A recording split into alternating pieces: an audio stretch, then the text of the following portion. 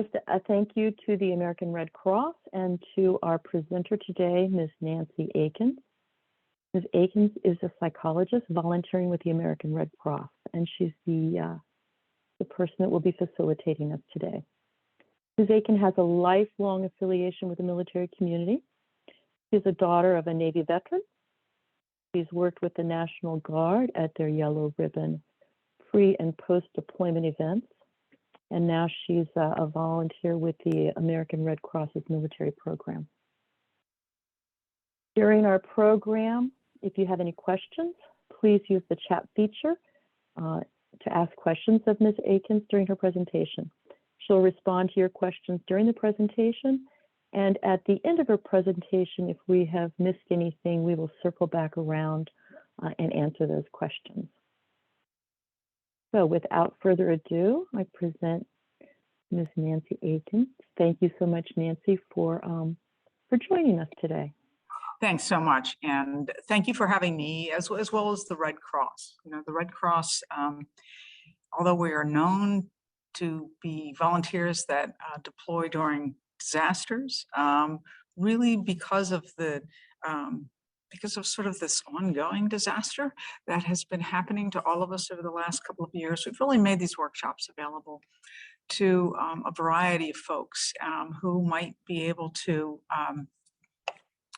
to benefit from it. And so I'm really glad that you are, that you made time in your space today. So thanks for that, and thank you for this opportunity. I love the slide that was created by your folks about the creating calmness. I like it because of the words creating. It is something that you create, and we try to create calmness for ourselves as well as others. And so this is something that we're going to talk about today, and it's particularly important for folks who have sort of stress. We mentioned the pandemic, but I think of your jobs and the job that you have of getting supplies to people who need them. And over the last, you're obviously, doing it for warriors, but over the last couple of years, it's really been important to everybody in the country. I happen to be an EMT, a volunteer EMT. Also, PPE was life-saving, for us and for our clients, patients that we put in the back of the ambulance. I happen to work at a hospital also doing elder abuse, and without PPE, we couldn't have continued to see our patients. So what you've done the last couple of years is amazing for all of us. And when we have jobs like that, with responsibility, stress comes along with it. And we have a saying in EMS, which, your first, number one patient is you. Your biggest responsibility is for yourself, because otherwise, your partner has two patients. And I think about that a lot when I do my other work, and I share that with you so that you will think of that too, that taking care of yourself is really important, or you become not somebody who can provide assistance, but somebody who needs assistance. And so you've got to take care of yourself at all times through your job and in your home life. So that's kind of why we're here today, and why the Red Cross is reaching out, sharing just these conversations about stress for everybody. All right, we have a couple of quotes that we sort of want to start with. It happens to be the anniversary of Dr. King, so this quote comes to mind, and I think that what this points out, and maybe, I don't know if we can put that as a whole slide, but is that stress, disappointment, conflict, challenges in our life are there. We absolutely, but while they're there, we can also have hope. And sort of similarly, when there's stress in your life, you can also create some calmness as well. And I think that that's an important, concept to keep in our hearts as we go through this.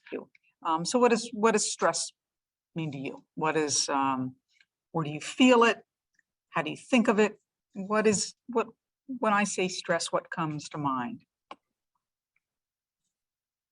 Out of control, get overwhelming, heaviness. Yeah, good. Yeah. And I like the out of control because it's a little nebulous. Like, do you mean, you don't have to answer me, but do you mean whatever's going on is out of control?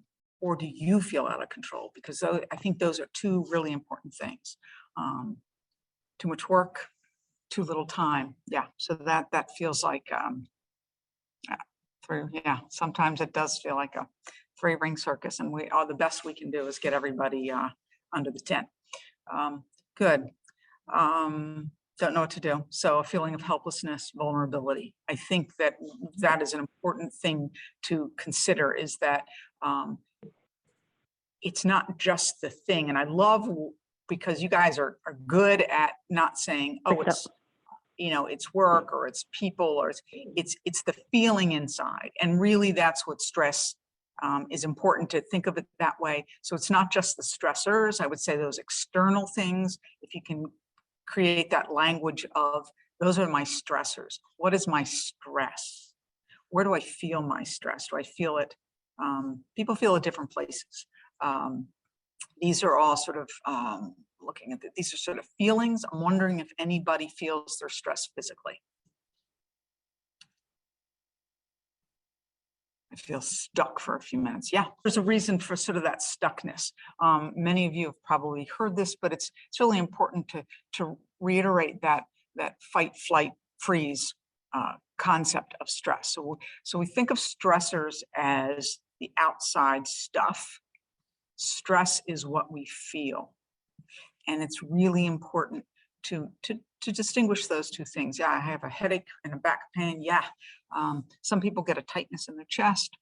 Some people sweat. Headaches are really common, neck pain, but almost any kind of pain can be associated with an increase in stress.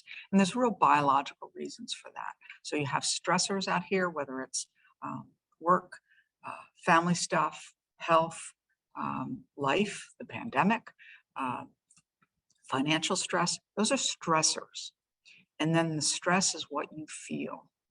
I have a little cartoon somewhere if we get to the slides, but you guys can just take a minute and see this in your head as I describe it.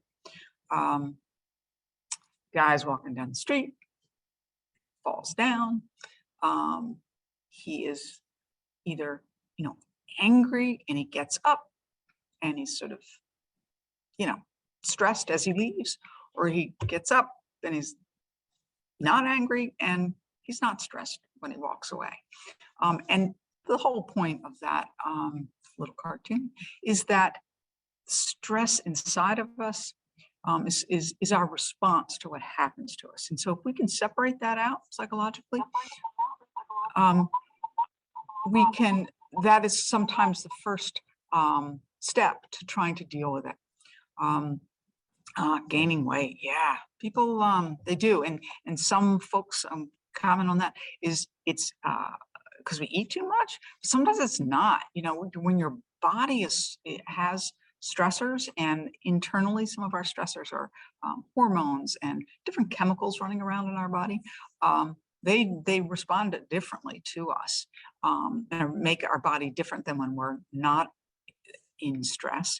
And so we do gain some weight. And so that's I want to say that's kind of normal, but it's also approachable. And you can, once you can figure out what your stressors are and what your body, mind, mood, there's also that mood thing. I personally get really irritable. So we have some psychological issues, with depression, anxiety, whatever we want to label those things. We have moodiness, just irritability. We have physical pain. We have despondency, like, oh my God, I just can't get through this. We feeling overwhelmed. We don't know what to do. We start to feel stunned. So those are our individual insomnia. Yeah, for sure. People think that, you're so stressed that I just want to sleep, and yet you can't sleep. We have a slide on sleep too, because sleep is super important for dealing with stress and creating calmness. So talking about stressors, stress reaction within our bodies, how can we figure that out for ourselves? And it is paying attention to yourself. Yeah, so that's sort of what we're talking about. Thank you. Good good reminder. So why do we need stress? Stress is unbelievably productive for us. So it's not like you want to get out of stress, no stress in your life. Stress keeps us safe. Stress keeps us vigilant. Stress probably helps you be the fabulous employee that you are, because it sharpens our focus. It allows us to have physical strength we didn't even know we had, mental acuity we didn't know we had. It's great, but you can't live there all the time. Chronic stress is horrible. Momentary stress is wonderful. So trying to get stress under control is a much better technique than trying to eliminate stress from your life. So yeah, we do need stress. It serves us. Those of you who have been in combat, you couldn't live, without it. It is what floods our brain and our organs with the power that we need to keep ourselves and our bodies safe. Do we need stress? Yes. Why do you think stress is so common? Try to answer that for yourself. You can throw it in the chat if you want, but why is stress so common? Think about a couple of the other questions are there. And then I can look for some chat, but I think also is stress, sometimes it makes us feel important when we're all stressed out. That we don't always value the calm moments in our lives. And especially when we're younger, because there's always that future focus. What are we going to do? What job are you going to have? How much money are you going to make? What kind of family are you going to have? What are we going to achieve? What are we going to achieve? And so I think stress becomes common because it's very future focused, and then when we get all of those things, we don't know how. We forgot to learn how to sort of the opposite. What is the opposite of being stressed? And I want to say that that's sort of being relaxed. Relaxed is not lazy. Relaxed is healing. Relaxed is letting your brain and those organs reset so that they can be stressed when necessary. But we get overwhelmed. But trying to learn how to relax is not something that gets taught a lot. We as a country and as a society, very, very tangible focus, and we're not so good with those intangible things. And one thing the pandemic has done, I would say, for many folks in this country, is shine a light a little bit on what is that opposite of stress. We've all been stressed about this stuff that's going on. And so there is a renewed focus in what is that opposite of stress, how we can't live like this forever. So what is the opposite? And that's sort of what we're thinking about today, is that creating calmness. So let's jump to another slide. And again, I want you to read these things and just kind of maybe go off a little bit in your own place, but then come back to us. See, can we, there we go. There's a little thermometer on here.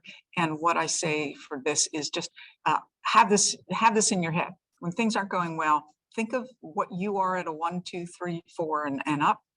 And when you're feeling a little bit, think about how to, it's hard when you're a 10 to get down to a 1, but you can get down to a 9 sometimes. And that's sort of what we'll talk about today, is creating some calmness to get a step lower. And just keep that in your head. Know what you are at 1 through 10. I don't think there's any ubiquitous thing that means the same for everyone. So what are you when at different ones? And go ahead to the next slide for me.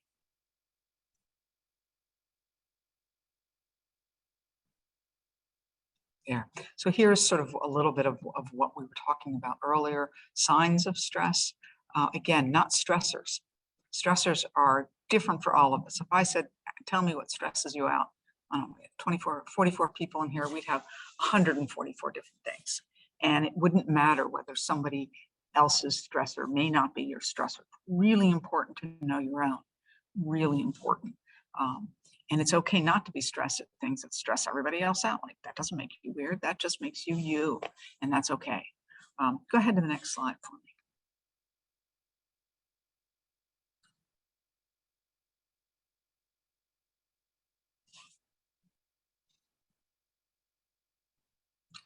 So how do I, what I know also why I like this is there's just as many people, things on here as there were on the other. There's lots of stressors. There's many. Yeah. Okay. So somebody is sharing that it's hard to identify stressors. So I would say that's where you start, is just identifying them and trying to make that separate out. Have a poem I might read to you in a minute, and it and the point of that is that we really have to sort of figure that part out first before we can get to the next chapter in our life. Is we sort of have to figure out what it is that does stress us out, because otherwise we get stuck. We can get stuck developmentally, and we can just get stuck emotionally. And if we do get stuck emotionally, yes, you absolutely can get this slide. And the important thing about if you get this slide is I want you to fill up the blank column with your own stuff. Take other suggestions, but then I want that last column filled in with your own. So when we get stuck emotionally, one thing we tend to do sometimes is then we overcompensate by perhaps putting all of our sort of eggs in our intellectual basket or our financial basket. Like, we want to feel successful somewhere else. And if we, and so we think, well, I'm not going to worry about that little thing that's bothering me. I'm just going to focus on this and I'll feel better.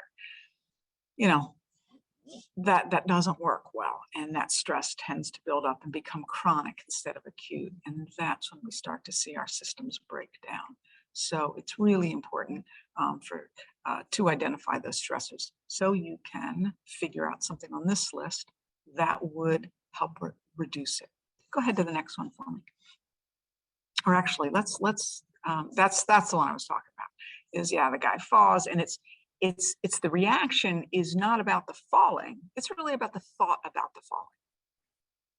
And if we blame ourselves, or we blame the sidewalk on which we fell, or we blame our spouse because they distracted us, or we blame the person across the street because they were yelling and we looked over there instead of where were we going. If we blame all of those things, we tend to be the unhappy little guy because we have a negative thought.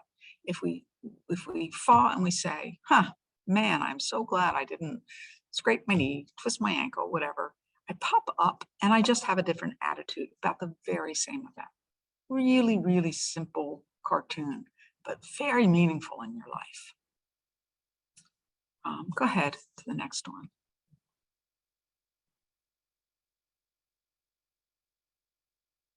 Or actually, if you can, we don't need that one.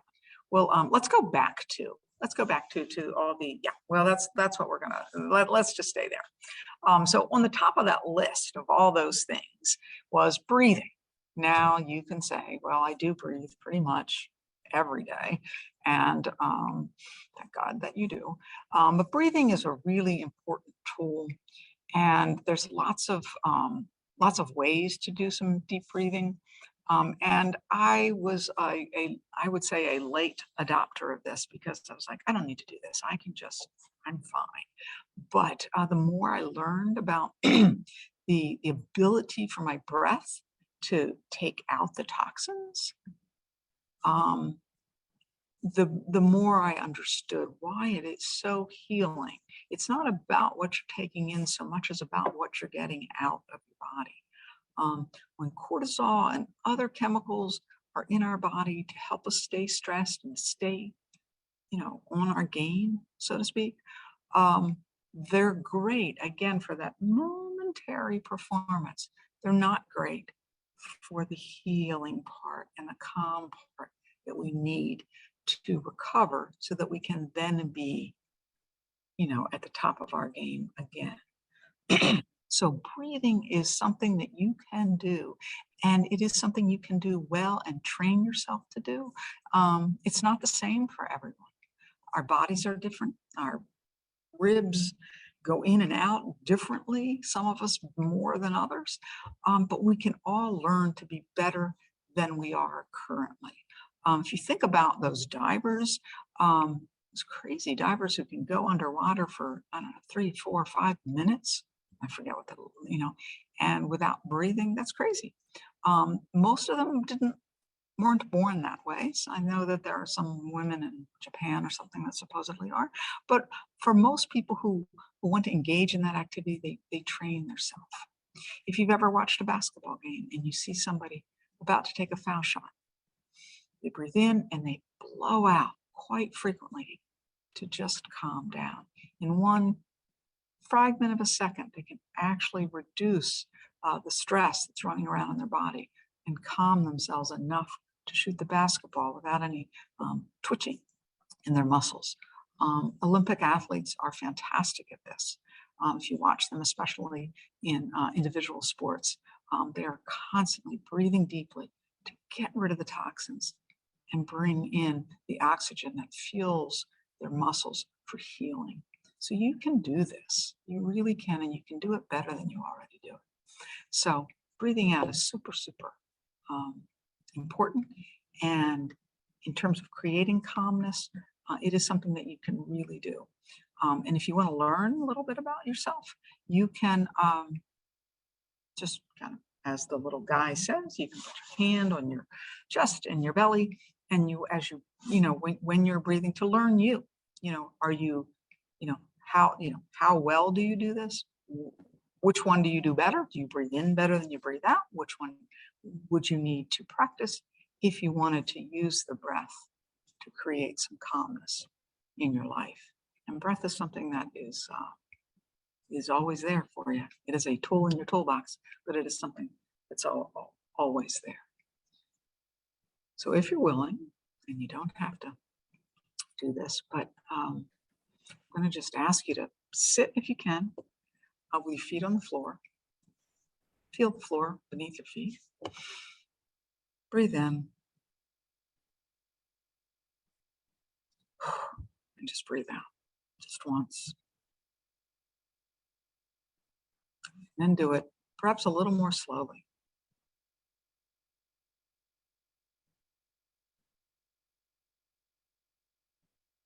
And as you do, just feel the air going into your lungs and down to the bottom, very bottom of your lungs, the areas that we rarely use. Let it get all the way down there. Expand your belly with air. And then breathe out slowly if you can, but keep going. Force all that old air out. So you're going in as deep as you can and coming out with pursed lips, slowly. As long as you can. And think about how long that is. Could it be a second longer next time?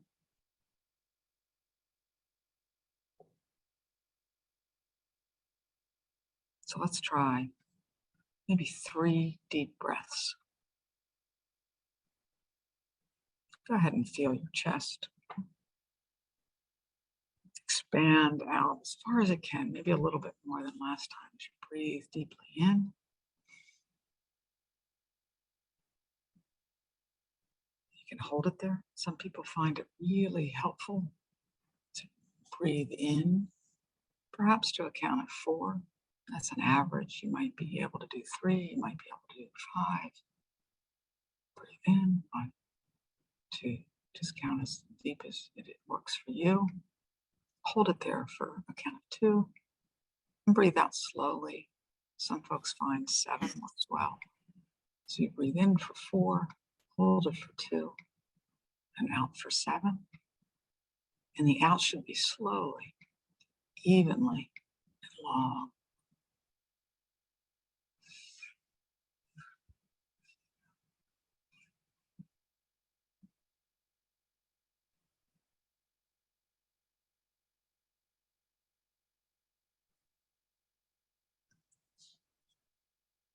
So that's a tool for creating just a little calmness within our body.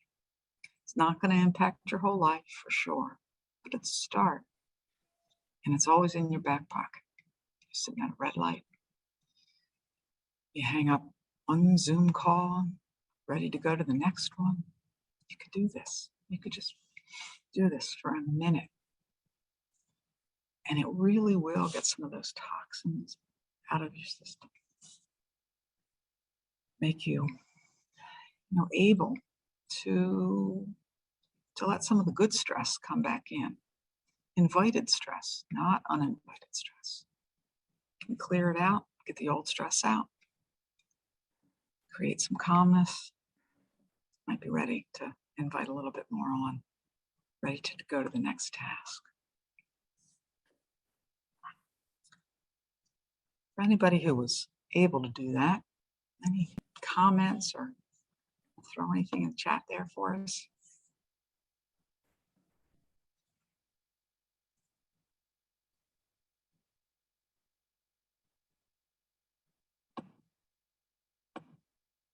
Good, good. I like the word relaxed. Relaxed is good. It's not lazy, like I said. Relax is good. And so so somebody threw in meditation. Absolutely. Sometimes though, if we start with, oh, meditation works, people just like turn off, because that seems like, I like the shoulders. So you're mentioning that you can actually feel a physical release, and that's a very real thing. Yeah, meditation is awesome. I don't do it a lot. I know some people who do it a lot, but you don't have to be like a guru in the woods. You can create a meditation practice that just works for you. There are plenty of opportunities for that. Some are free. Sometimes there's subscriptions to certain groups online. There are places you can go to learn it. But there's really a lot of free stuff out there. I encourage you to think about it and to look it up.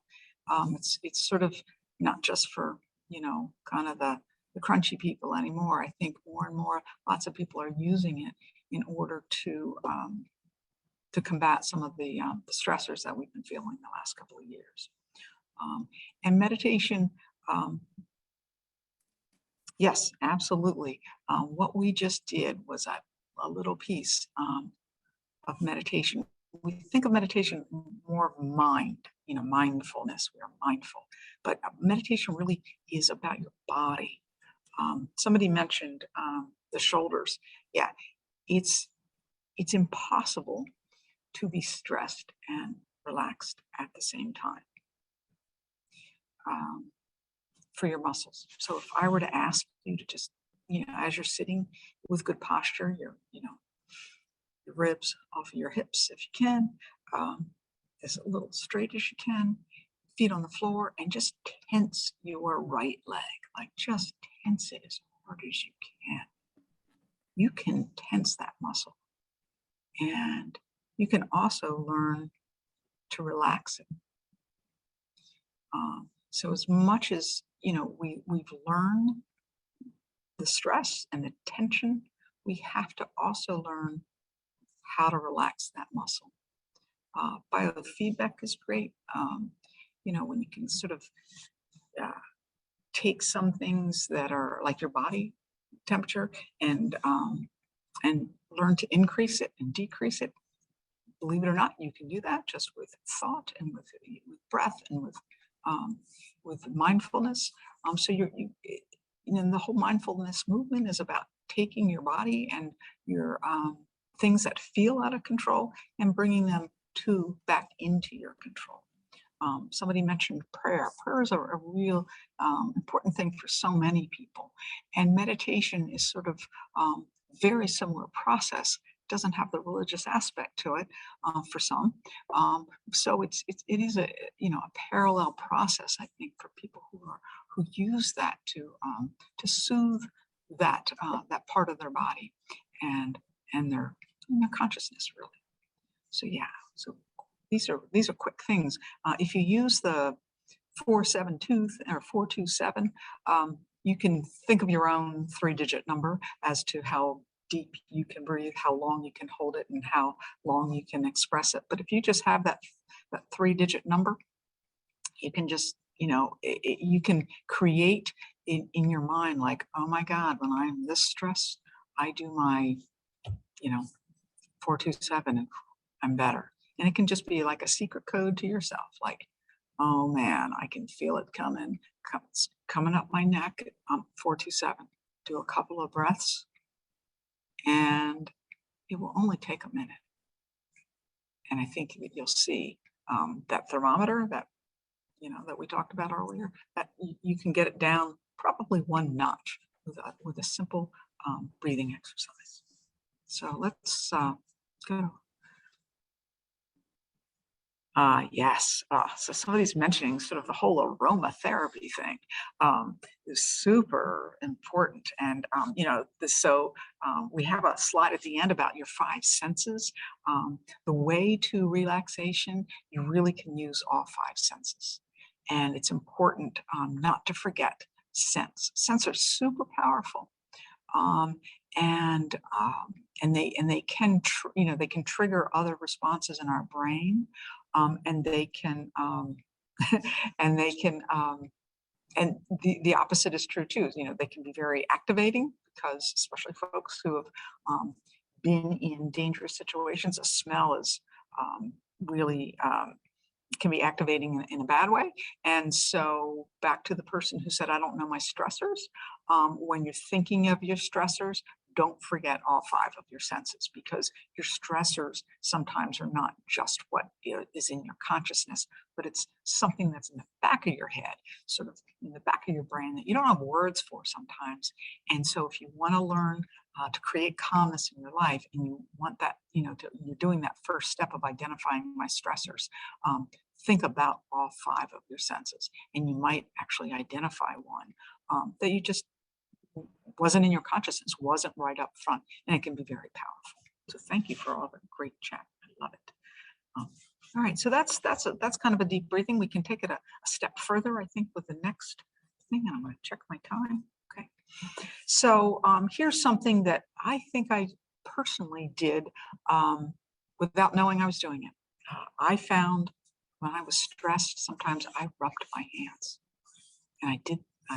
If you guys can see me, but I did it a lot, and I was very conscious of it. Like, it looks, if I was, among other people, I'd be like, oh, Nancy, stop that.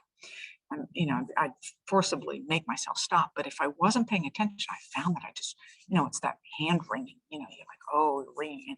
And we almost associate that with, nervousness and anxiety. But really, I was probably doing sort of this exercise without even knowing it. I was calming myself down. There's something about human touch, even when you're just touching yourself, that is very calming. And there's a real medical reason for that. Nerves are very close to the surface. And when we touch them gently, we calm them down.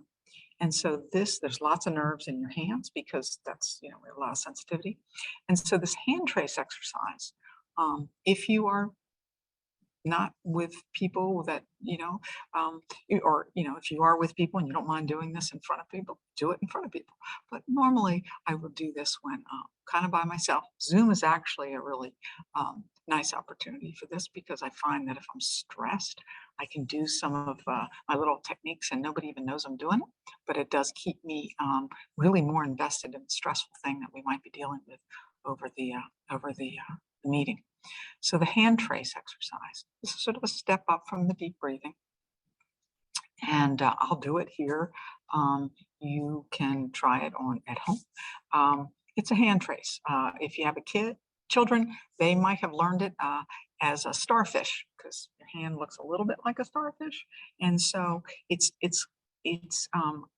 including the deep breathing with some physical touch. So you're going to hold out one hand, do my left here, my right finger, and we'll kind of use the deep, getting as deep in as you can. and out.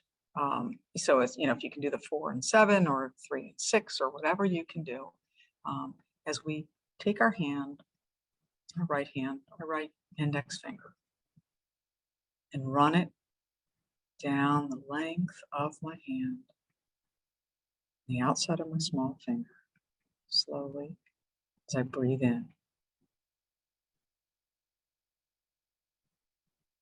And as I reach the top of my finger, I'm just going to hold it there for a minute.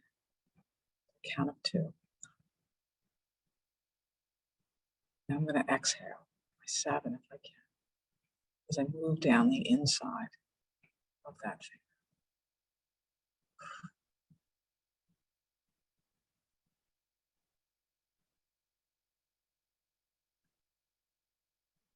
And I'm going to continue on to my ring finger, breathing in as I move up slowly, slowly, deep as I can. I reach the tip of my finger, and I hold it for 2 seconds if I can. And then out with my 7, slowly letting all that toxic stuff come out of my body.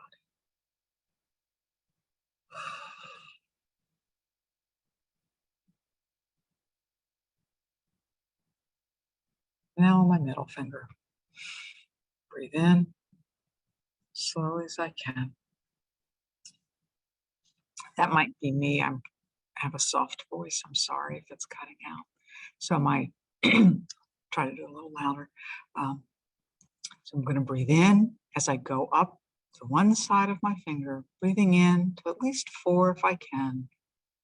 I'm going to hold it at the tip for 2.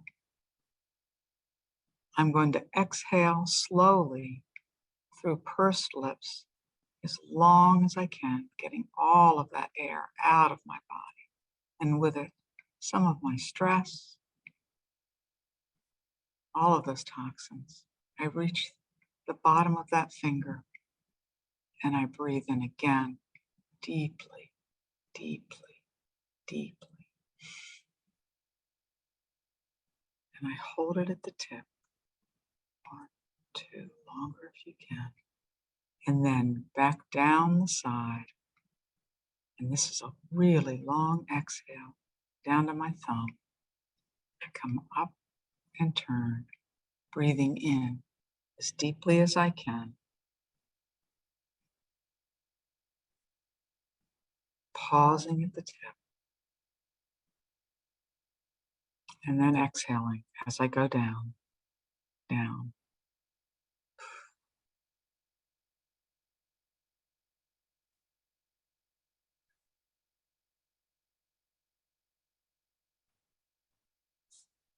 And then we would normally go ahead and do the other hand. But I guess I'll just ask if anyone was able to do that. If it didn't, if you were, how did it feel? If you think it's weird, what might keep you from doing it? Just, what does that exercise mean to you, or how's that sound to you?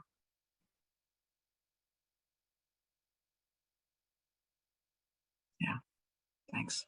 So that was relaxing for someone. Yeah, it's amazing that human touch can really be nice, and so don't be afraid of that. Yeah, good. Don't be afraid of doing it in the privacy of your car or home. People pay a lot of money to get massages, and that's awesome. But sometimes you just don't have the time. And I find also that folks with a lot of stress sort of build up and wait and wait and wait, and then go get a massage when they are so stressed and their body is so uptight that it's hard for an hour or hour and a half, 2 hours to really undo all of that. So these are little things you can do. Still get your massage, not talking you out of that. But what you'll find is if you can bring that thermometer down a notch or 2 on your own when you get your massage, or you do your big thing to relax like vacation, you'll get further down that, maybe even to 1 or 0.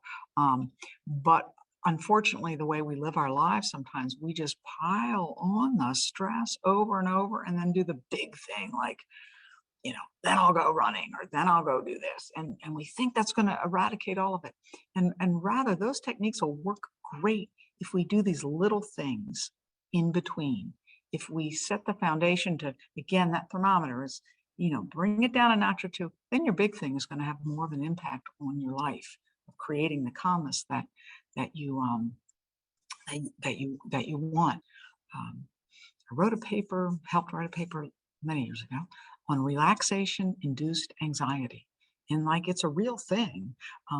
And a lot of folks will think that something should relax them, like a vacation.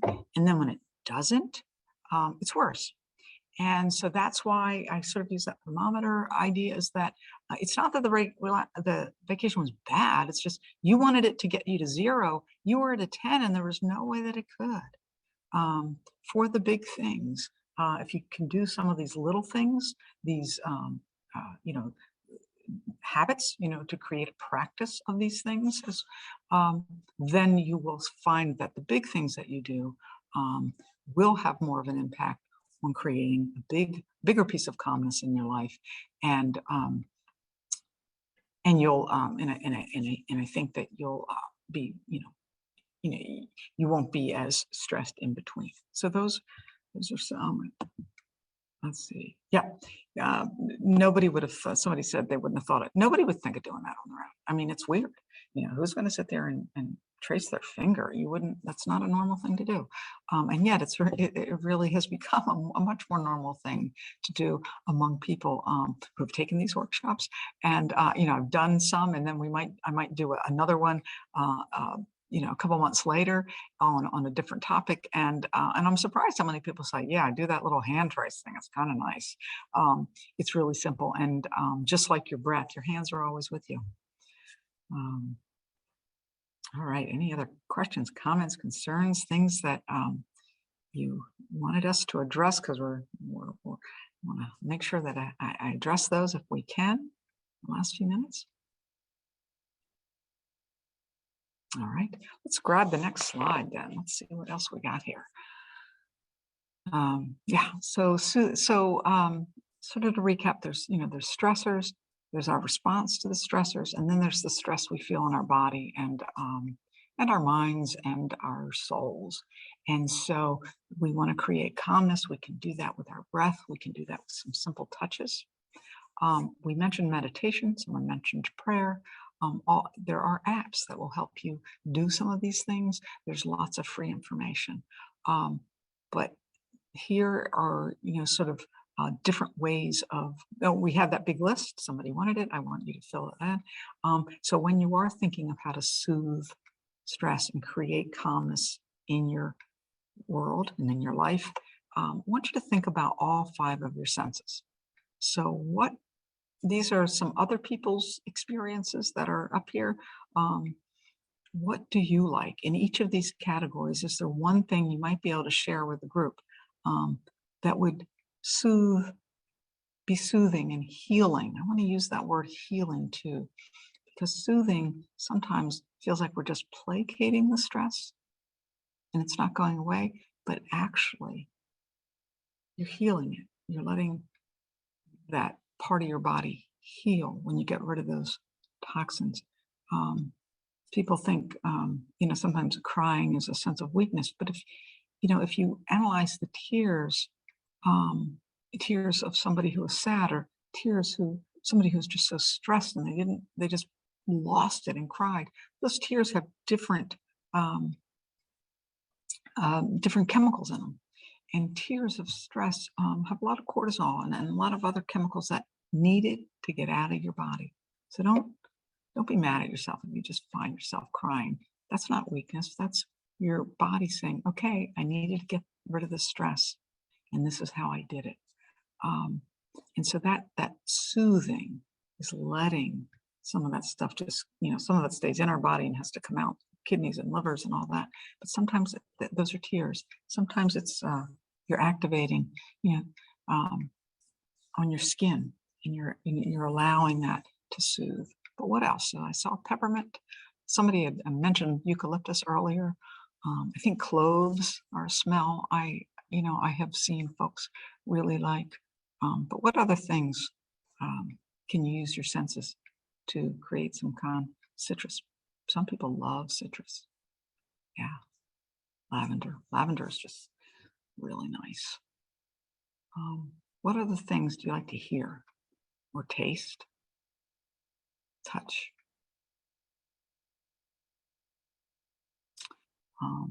I'll point out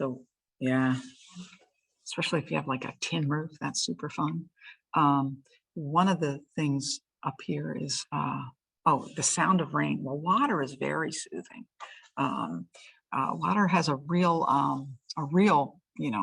demonstrated ability to soothe and impact our bodies. And it's fascinating to read about what water on the face can do.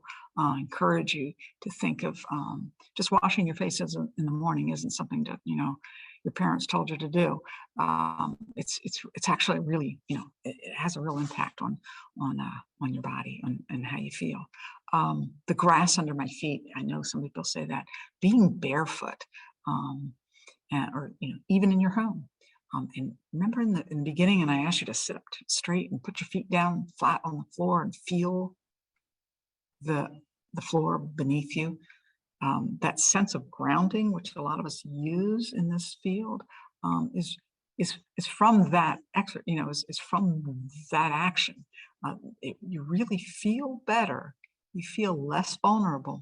You feel more at ease when your feet are in contact with the ground. And so that grass under my feet, sand, people say they love sand. It's great. Sand is great. But some of it's the warmth and the pliableness, but some of it's just being in contact with the earth. There's really something that our bodies respond very positively to that. Soft clothing against skin. I love putting on a sweatshirt for the first time, and I never want to wash it because I know it's never going to be that soft again. And noticing those little things, that feels good. What if you were to know that about yourself? You know your stressor, you know that soft cotton against your skin feels good, and tomorrow's going to be a crappy day, so why not wear your softest clothes? Those are the ways of creating a tiny bit of calmness in your life that can, again, keep that thermometer not from being at 10 or 8 or 9, but if you can notch it down, even 1 or 2 things with some of these techniques, you'll be living at a more calm manner. All right, so do think about this the same way that we looked at that body, excuse me, in the beginning, to see that stress impacts a lot of different parts of our body, internal and external. We thought about stress as stressors and the response. So there's always categories in each of these things, and this is, when you're trying to approach it, always think of different categories, because you might be good at one and not good at another, and try to find your strength and what works for you. And what's my last? I think I have one more slide. There's 2 more. Yeah, I think there's 2 more. Go to the next one. Okay, sleep schedule. Yeah, so there's lots and lots about around the pandemic around sleep, and it's all really important. You can try to think of sleep hygiene and what works for you. There are certain things that seem to work for everyone. So don't discount some of those standard things. Even we can go back to the sleep. Don't discount those standard things, but try to think. You're not. There are certainly people who don't get 8 hours sleep and do fine. So yeah, that 8 hours doesn't mean anything. I don't know. I've read a lot, and some of it is yes, and some of it is no. I don't know. For sure, whether it's 8 hours or 7 hours and 45 minutes or 9 hours, different times of your life, you need different hours of sleep. But I have read convincing stuff about having a schedule. So trying, and not doesn't mean that if you disrupt your schedule for a little while, you know, you're going to get sick, but rather there's a real benefit to having a bit of a schedule. So and think of these things, lots of stuff out there. Eating and drinking, very important, because you know your body, after it eats and drinks, has things that it needs to do, and those might interfere with really sleeping. Folks who have physical pain, there's a lot in the physical rehab literature. There's lots of stuff about positional sleeping and where to tuck a pillow, and where there's all kinds of really cool things out there to help you be a better sleeper. There are apps that will read you a story in a very calm voice, if that's helpful. There are those noise machines that make soothing noises. There's all kinds of things out there, and so sometimes we can do all these things: identify our stressors, deal with our stress, use our breathing, do some hand traces, we can do some meditation, and still, at the end of the day, I had a tough day anyway. And sometimes that happens, and that's when sleep can really be healing. You can get a lot of these benefits of creating some calmness during the day, if you can create a good night's sleep. So that is, that's sort of the last piece. So you try really hard during the day, but make sure that you do get a good night's sleep, and then just try to do it all over the next day. I think I have one more slide. Power of gratitude. I want to express my gratitude for you all coming to this, because it's really been my pleasure of sharing something that I'm pretty passionate about. I think stress is out there, and I hope that you can harness it for good. And you do that by creating calmness in the rest of your life, so that stress can be your friend, and so that you can keep doing all those wonderful things that you do for your families in the country, by what you do for your job, and just by being responsible human beings. So I'm grateful for that. And so I ask you to think about, it hasn't been a whole day, but what are 3 good things that you've experienced today? And what's one good thing you're looking forward to tomorrow? If when you are creating your sleep hygiene, you include this, I think you'll find it really powerful. So I think, that's my parting thing is I am grateful for you. I hope that you are grateful for each other.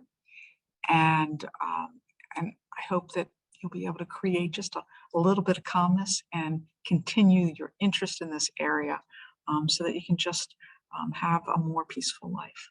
So thank you so much for sharing this hour with me. Nancy, I just want to take the time for all of us and thank you. I know that there for a little while I was having a little extra stress, and I needed some of those calming techniques that you just shared with us. So thank you for that, and for all of your sharing and the power of your presentation. So I will, before I wrap things up, I will let you all know that Nancy has another presentation and seminar that she does, and I think it's Mind and Body. Do I remember that correctly? Yeah, I think, Mind and Body Wellness. I think we call it. It's a Red Cross thing, but yeah, they definitely. And then we do a lot. It's all technique. So we go through a lot of these things, but techniques also that you can do at home that you don't necessarily need a leader for. So I will share with you that she is committed to come back and to do another presentation with us. And we don't know exactly when, so I would, as I always do, I would encourage you to stay connected to MWR, either through the webpage, checking it, getting the email, or on Facebook. And I'm going to put a link or a recommendation here. I didn't want to copy the link, but I'm going to ask you all to please, either in the chat box or through the ICE system, to just give us some feedback about this presentation and about your interest in having another wonderful sharing time with Nancy. Great. And, So and we're take gonna- advantage of those, take advantage when I hear about people who have been doing the winter golf and the running class too. So those sounded like really great options. So take advantage of everything. Yeah, they are, and all of those different things that we can do to get rid of that stress, especially during the time we've been living through in the last 2 years, and the power of gratitude. So again, I will tell you all, thank you very much. Please look for future offerings so that we can continue to learn some gratitude and some relaxation methods from Nancy in the future. So